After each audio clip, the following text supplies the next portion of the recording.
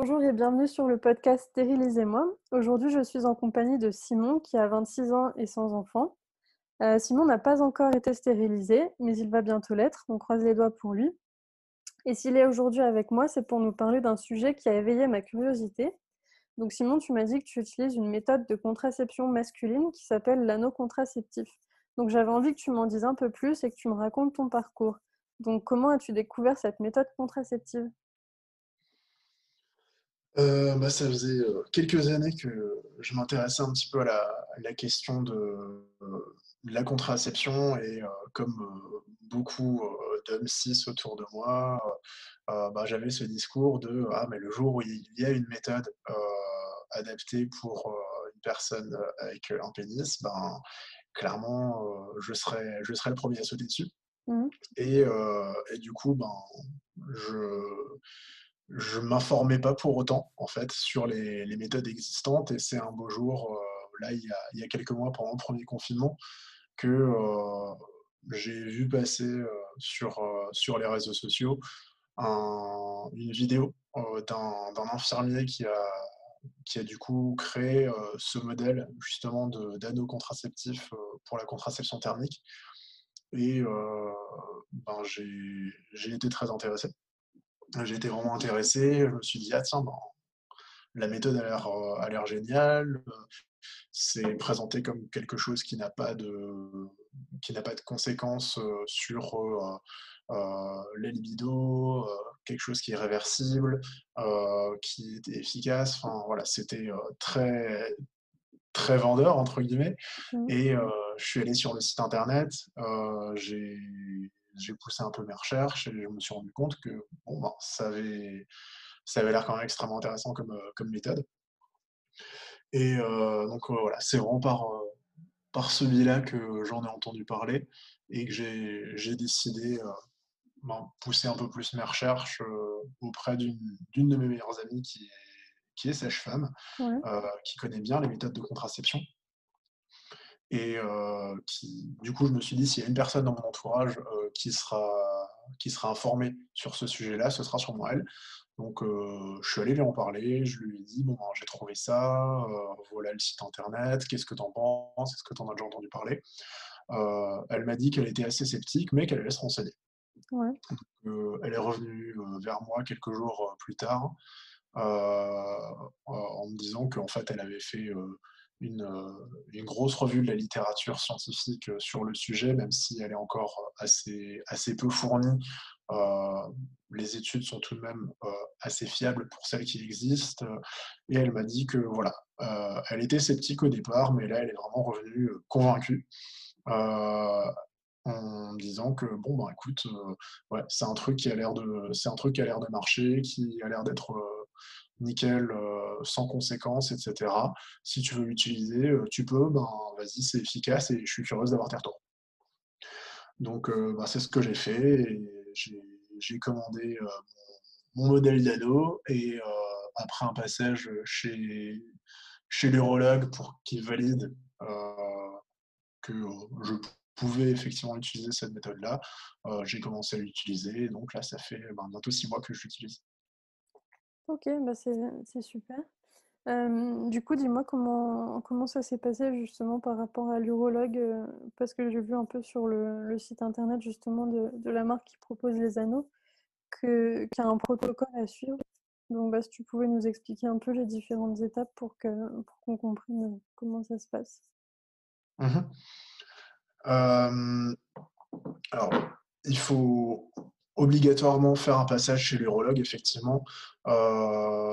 J'ai d'abord réalisé, un spermogramme pour voir quel était, mon taux de spermatozoïdes, «de départ» entre guillemets, vu que, cette méthode permet de diminuer sous le seuil contraceptif, c'est-à-dire 1 million de spermatozoïdes par litre de sperme.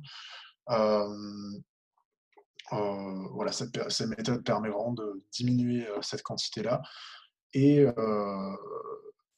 je suis allé faire un spermogramme, je suis venu avec les résultats chez un urologue qui m'a été conseillé par mon généraliste Et que voilà, après un examen d'une quinzaine, vingtaine de minutes, il m'a dit que c'était OK, il y avait pas de souci, que je pouvais utiliser, sans problème, il n'y avait pas de contre-indication, dans ma situation pour utiliser, cette méthode contraceptive et j'ai commencé à l'utiliser, ben, dès le lendemain.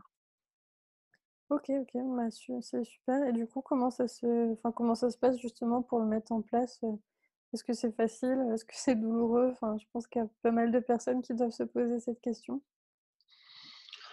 Bah, j'étais le premier à me poser, la question justement, c'était, l'un des seuls freins que j'avais, on peut dire, où je me suis dit: «Mais ouais, j'ai peur que ce soit dérangeant, que ce soit douloureux, que ce soit désagréable» et au final, ben, j'ai surmonté, cette barrière-là en me disant: «Mais en fait, je saurais pas tant que j'aurais pas essayé». Donc bon voilà, j'ai commencé à le porter.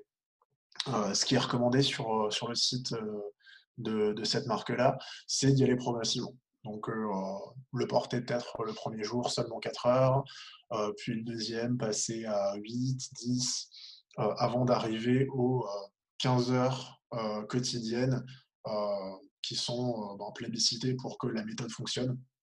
On essaye de ne pas descendre en dessous des 15 heures, sinon, ça devient beaucoup moins fiable. Et en fait, dès le premier jour, ben, je me suis senti assez à l'aise avec, en final. Au bout de, 2 heures, j'avais presque oublié que je le portais, en fait et encore aujourd'hui, ben, ça m'arrive des fois, d'oublier que que je porte cet anneau contraceptif parce que, j'ai trouvé un peu, ma zone de confort. Au début, c'est peut-être un petit peu, délicat de, savoir si on l'a, suffisamment «serré» entre guillemets ou pas assez, et de trouver vraiment ben, voilà la façon de le poser qui soit pas désagréable et qui permette de se dire: «OK, bon, ben, là, c'est bon, je suis à l'aise» et heu et du coup, bon, ben, aujourd'hui, c'est voilà, c'est fait en en 5-10 secondes, le matin quand je sors de ma douche et je peux le porter, toute la journée, peu importe les activités de ma journée, même pour, voilà, pour aller faire une séance de sport ou je ne sais quoi. C'est, tout à fait possible de le garder et c'est pas dérangeant du tout. C'est vraiment pas douloureux, quoi. OK, d'accord, bah, super merci pour ton retour. Oui, bah, oui, parce qu'en plus pour préciser à nos auditeuristes, d'après ce que j'ai vu en fait sur le site internet, c'est que oui, c'est pas que ça serre en fait les testicules, c'est que ça fait remonter justement les testicules un peu à l'intérieur du corps. Donc voilà, en tous les cas, normalement le but c'est pas c'est pas de faire mal ou quoi que ce soit. Non, non, pas du tout. Hem, mais c'est vrai qu'au départ, on peut se poser la question quand on voit ça. C'est vrai que quand j'ai montré l'anneau, à mon copain, il m'a fait les gros yeux en me disant: «Mais qu'est-ce que c'est que ce truc?» Donc je pense que c'est bien justement de préciser quand même que non, ce n'est pas un objet de torture, c'est le Non, but, non, c'est pas du tout. absolument pas de faire mal et justement, c'est bien d'avoir aussi ton retour pour voir qu'en fait, bah, oui, effectivement, c'est un moyen comme un autre. Hem, qu'est-ce que je voulais te demander? Oui, en fait, j'ai vu sur le site du fabricant que, bah, justement après 4 ans d'utilisation, il faut faire une pause parce que le taux de spermatozoïdes a tendance à réaugmenter après ce temps-là. Donc bah, je voulais te demander ce que tu avais envisagé pour cette période-là, mais a priori pour toi la question se pose pas puisque tu vas te faire stériliser. Comment ça s'est passé toi pour toi? Comment tu as pris la décision de faire la stérilisation malgré le fait que tu t'étais lancée avec une méthode contraceptive? Et après, bah, comment ça s'est passé avec le médecin, pour avoir l'autorisation? Est-ce que ça a été, facile ou est-ce qu'il t'a fallu du temps? Raconte-nous tout. Mmh. Bah, pour moi, en fait, de si longtemps que je me souvienne, je pense que ça a toujours été vraiment une évidence que je voulais pas d'enfant. Hem et j'avais jamais particulièrement réfléchi à la question de la stérilisation jusqu'à me pencher, en fait, sur, cette contraception thermique, hem, où ça a vraiment fait une sorte d'effet de levier chez moi, où ça a été, le déclic de me dire: «Mais en fait, là, je me lance dans une méthode contraceptive qui est réversible, mais au final, je sais ce que je veux. Je suis sûr de mon choix. Pourquoi pas aller au bout de la démarche en quelque sorte et faire cette demande d'une vasectomie et rapidement, mon idée initiale d'essayer cette méthode contraceptive thermique s'est transformée en, ben, je vais l'utiliser, en attendant d'avoir, l'autorisation pour une vasectomie parce que, mon objectif final, c'était clairement pouvoir bien sûr avoir, un accord pour une vasectomie et de me faire opérer.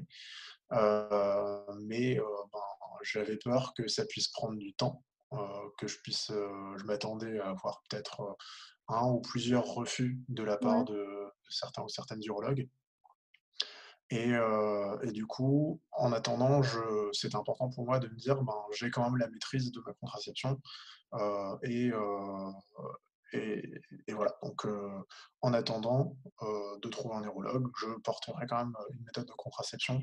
Comme ça, ben, je suis tranquille et voilà, donc c'est un peu de là qu'est partie, l'idée et donc j'ai fait mon deuxième rendez-vous avec, le même urologue, là, il y a 1 mois et demi environ, Ouais. 2 mois presque. Et en fait, je voulais lui présenter les résultats de mon deuxième spermogramme qu'on réalise, après 3 mois d'utilisation de la méthode thermique pour vérifier si elle a été efficace, ou s'il faut refaire un nouveau cycle. Parce que pour moi, les résultats n'étaient pas totalement clairs, j'avais un doute et je me suis dit: «Bon, ça pourra être l'occasion éventuellement de discuter, et de tâter le terrain, on va dire, sur la question de la vasectomie». Donc bah, j'y suis allé, il a pu me confirmer que, les résultats enfin, que, la méthode thermique n'avait pas encore été totalement efficace, même si on voyait qu'il y avait une très nette diminution de mon taux de spermatozoïdes. Ouais. Il préférait que je fasse encore un nouveau cycle avec un nouveau spermogramme et un nouveau rendez-vous, sous 3 mois, pour qu'on puisse confirmer que ça y est, cette fois-ci, je suis effectivement sous le seuil contraceptif et que, ben, ma contraception est fiable et que je peux du coup avoir des rapports sans protection. Heu et heu et du coup, bon, je me suis dit, «Il me demande de revenir dans 3 mois, je peux peut-être essayer de revenir dans 4». Donc j'ai posé, j'ai posé la question un peu innocemment en me disant: «Bah, en fait, ça tombe bien que vous me demandiez de revenir vous voir parce que, ben, j'ai d'autres projets en tête». Et je me suis lancé, je lui ai demandé s'il serait éventuellement partant sur la question de la vasectomie. J'ai Mmh. vu arquer un sourcil, il avait pas l'air très chaud et je me suis dit: «OK, c'est mal parti». Il m'a posé quelques questions, il m'a pour voir un petit peu, ben, voilà, ce que j'avais comme idée derrière la tête, et il m'a donné, bon, les différentes informations, en me rappelant que c'était définitif, que c'était une bonne implication et cetera et ben, l'une de ces questions, où je voyais que ça le travaillait, que ça avait l'air de le perturber, c'était: «Mais pourquoi, être passé par la méthode thermique? Si vous vouliez au final demander une vasectomie, je comprends pas votre démarche». Et je lui ai expliqué, ben, la même chose que ce que je viens de te dire en fait, que, j'avais peur de Mmh. mettre du temps avant de trouver, un ou une urologue qui serait, OK de me signer le papier et de réaliser l'opération. Et que du coup, ben, j'avais envie en attendant de pouvoir quand même avoir le contrôle sur ma contraception et je voulais également, ben, pouvoir, faire l'expérience moi-même de cette méthode-là qui était assez peu connue Mmh. parce que, ben, c'était un sujet qui m'intéressait depuis quelques années quand même, les questions contraceptives et j'avais envie de pouvoir du coup éventuellement, ben, en parler autour de moi, et pouvoir témoigner, si c'était effectivement, une expérience concluante et voilà, bon, il a été satisfait par cette explication-là, il a compris ma démarche et du coup, ben, il m'a dit que c'était OK pour une vasectomie et que du coup, bon, ben, on prenait, rendez-vous pour, 4 mois plus tard, qui est le délai légal pour un second rendez-vous de Mmh. confirmation et voilà. OK, bah, du coup, on va croiser les doigts. Normalement, plus que 2 mois à attendre et puis, si tout se passe bien, tu pourrais être opérée, vraiment bientôt.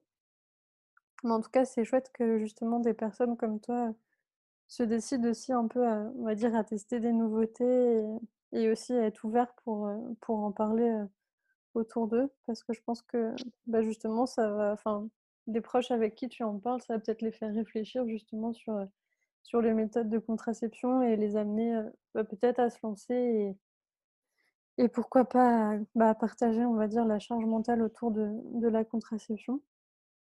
Donc ça, c'est super chouette en tout cas.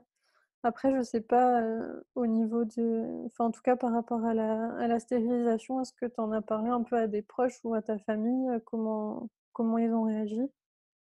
Comment tu réponds, aux questions du type, «Mais tu vas regretter, tu vas voir». Alors la stérilisation, ma famille n'est pas au courant, à part, Mmh. ma petite sœur avec qui j'en ai parlé il y a quelques semaines à peine. Hem, mais en tout cas non, ma famille est pas au courant, bon je compte en parler dans pas longtemps, s'il doit y avoir un second rendez-vous pour planifier une opération, j'ai envie d'être transparent quand même avec, Mmh. pour, pour leur expliquer, voilà, mon mon choix, et encore mon choix, même pas forcément un choix vu que, pour moi ça a toujours été évident donc Ouais. c'est pas comme si j'avais, eu le loisir de réfléchir sur la question.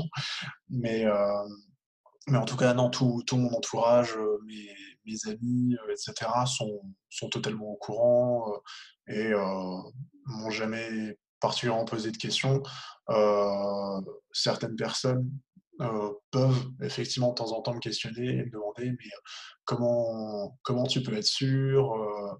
Mmh. C'est quand même, radical, comme méthode» et cetera.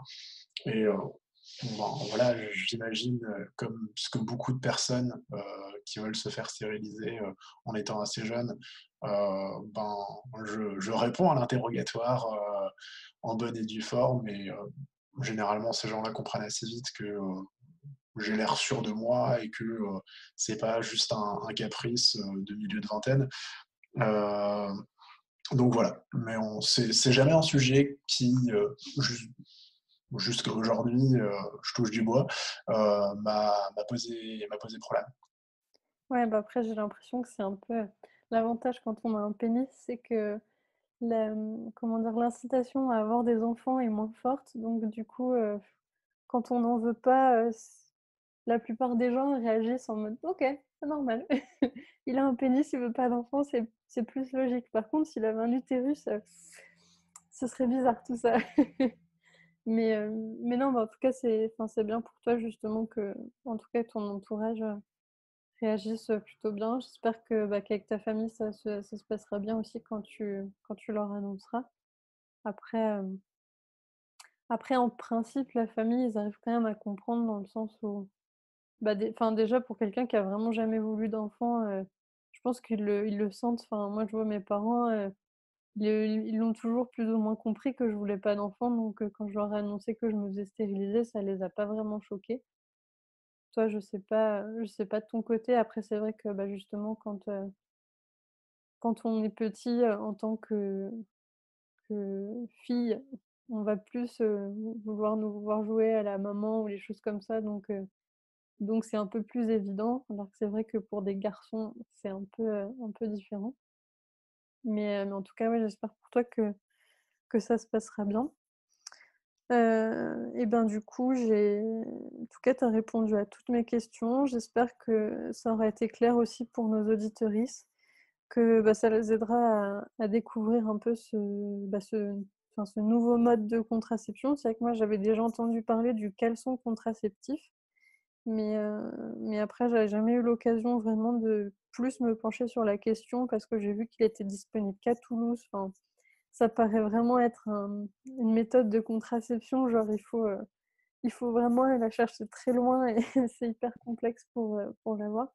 Mais du coup, c'est aussi bien comme ça que, et bah, que enfin, de nouvelles marques se lancent pour créer des choses, qui soient accessibles un peu à tout le monde. Merci à toi en tout cas d'avoir répondu à mes questions 2 fois. Parce que Avec pour la petite plaisir. histoire, pour nos auditeuristes qui ne savent pas, on a déjà fait cette interview et puis je me suis rendu compte que l'enregistrement n'était pas parti. Donc du coup, Simon a dû me raconter son histoire une deuxième fois, mais en tout cas, bah, voilà, merci beaucoup à toi d'avoir pris le temps.